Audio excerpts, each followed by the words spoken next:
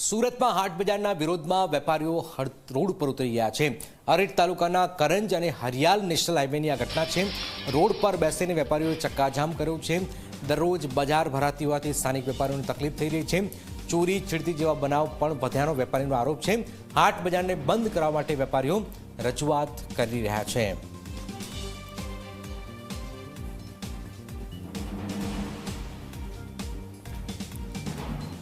જે હાટવાડી ચાલે છે શુક્રવાડી પહેલા શુક્રવાડી ચાલુ હતી એનાથી અમને કોઈ જ વાંધો નહીં હતો, પણ એ લોકોએ પછી ગુરુવાડી, મંગળવાડી, શનિવાડી, શુક્રવાડી આખું અઠવાડિયું ચાલુ કર્યું, જેના કારણે આ વેપારીઓ છે એને તો નુકસાન થાય છે, પણ સાથે સાથે બાઇક ચોરી, મોબાઈલ ચોરી, છોકરીઓની છેડતી એ પણ સાથે સાથે ગુનાહિત પ્રવૃત્તિઓ વધતી ગઈ છે।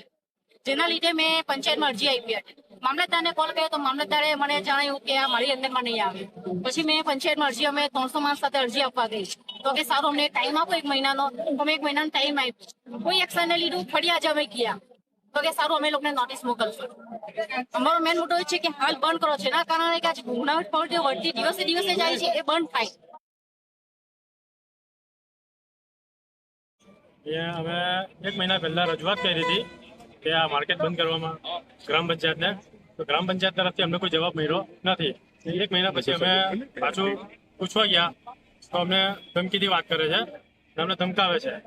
એટલા માટે અમે આ રોડ પર ઉતર્યા છે, કારણ કે અહીંયા ટ્રાફિક જામની સમસ્યા થાય છે, ચોરી થાય છે, મોબાઈલ ચોરી, બાઇક ચોરી, મહિલાઓને છેડતીનો થાય છે।